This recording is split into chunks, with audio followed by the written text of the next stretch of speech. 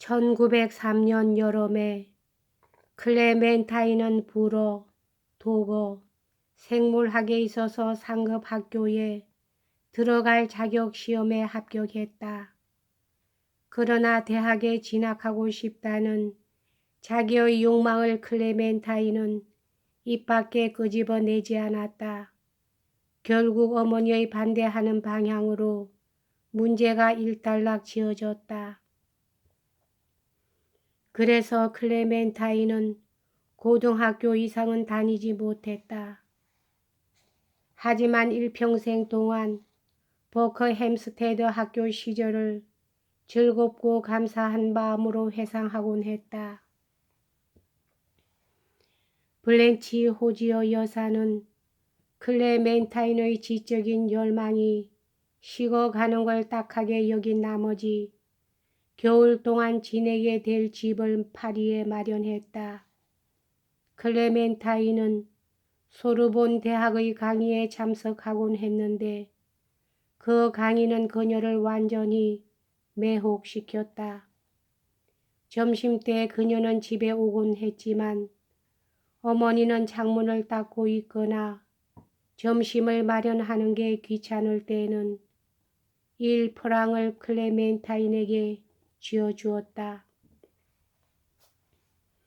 그러면 클레멘타인은 낙농장에 가서 점심을 사 먹었는데 카운터 바닥에 그녀의 스커트가 끌려서 옷을 버리기가 일쑤였다. 1프랑의 돈으로 살 수 있는 건 약간 삶은 계란, 밀크 한 잔, 롤빵 한 개, 그리고 버터 조금이었다. 1프랑으로 이 정도 살 수 있다는 게 놀라운 가치이기도 하지만 한창 먹을 나이가 된 18세의 소녀에게는 어림없는 양이었다. 이렇게 빠듯한 가게의 재정 상황이었지만 블렌치 호지어 여사는 절약하는 그런 스타일이 아니었다. 어느 날 어머니는 클레멘타인과 그녀의 여동생 넬리를 보아생이라는 최고급 레스토랑으로 데리고 가 파격적으로 대접하면서 좋은 음식을 어떻게 다루고 맛을 보아야 하는가를 알아두는 것도 문명교육의 일부이다 라고 말했다. 그 이듬해 봄에 클레멘타인은 베를린 근교 반제의 한 아담한 집을 가지고 있는 폰 지멘스 가족에게 가게 되어 3개월 동안 이 집에 묵게 되었다. 여기에서 그녀는 유행을 좋아하는 베를린 생활을 맛보면서 즐거운 나날을 보냈다. 그녀는 그곳에서 승마를 배웠는데 승마 선생과 사랑에 빠지기도 하였다. 블렌치 호지어 여사는 버크햄스테드의 생활이 소교의 목적을 달성했음인지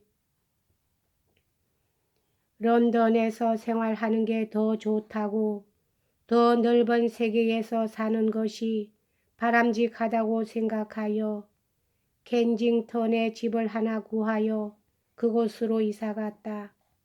클레멘타인은 독일에서 돌아와 자기 자신의 용돈을 마련하기 위해서 불어를 가르치기 시작했다. 그녀는 입학시험을 앞둔 한 소년에게 불어를 잘 지도하여 그가 무사히 시험에 합격했다. 그때 그녀의 기쁨이란 승리에 가득 찬 것이었다. 클레멘타인은 불어를 가르치는 일 이외에 노도 오우들리가에서 자그마한 의상실을 내고 있는 사촌 레나 화이트를 위하여 일하기 시작하였다. 클레멘타인에게는 원래 타고난 손재주는 없었다. 하지만 그녀는 인내심을 가지고 열심히 일을 하여 그녀 자신의 옷을 직접 만들 수 있게 되었고 몇 벌밖에 안 되는 그녀의 옷을 고쳐서 입을 수 있게 되었다. 클레멘타인의 생활에 여러 가지 애로가 많았음에도 불구하고 또는 그녀의 활동이 가족에 의하여 상당히 제한되어 있는데도 불구하고 그녀는 젊음의 활기와 희망을 잃지 않았다. 그녀는 자기 자신에게 찾아오는 즐거움을 놓치지 않고 적극적으로 맞이하는 자세로 나아갔다. 여자에게는 예찬이 아주 중요한 구실을 한다. 클레멘타인에게도 예찬자가 뒤따랐으며 결혼의 제의도 들어오곤 했다. 그녀보다 3살 아래인 여동생 넬리는 질투가 섞이지 않은 찬미의 눈으로 주시했다. 그리고 가끔 언니와 즐거움을 나누었다. 클레멘타인은 어머니의 변덕스런 성격을 잘 견디지 않으면 안 되었다. 클레멘타인이 19살 되었을 때 어머니는 클레멘타인이 밤 12시까지 돌아와야 한다고 말했다. 그런데 무도회는 11시에 가서야 시작했기 때문에 밤 12시까지 돌아온다는 것은 어려운 일이었다. 따라서 클레멘타인은 가끔 집에 늦게 돌아왔다. 문간에서 기다리고 있던 어머니는 화를 내며 꾸짖곤 했다. 어느 날 아침 블렌치 여사는 화를 이기지 못해 클레멘타인의 귀를 때린 일도 있었다. 이것은 클레멘타인의 자존심을 크게 손상시키는 일이었다. 매를 맞은 그녀는 코트와 모자도 착용하지 않은 채 집을 나와서 페지트 여사가 살고 있는 할레이 가로 뛰어갔다. 클레멘타인은 여기서 울분을 터뜨리면서 하룻밤을 보냈다. 클레멘타인은 18살이 되었을 때 정조모의 집에서 열린 파티에서 시드니 필이라는 남자를 알게 되었다.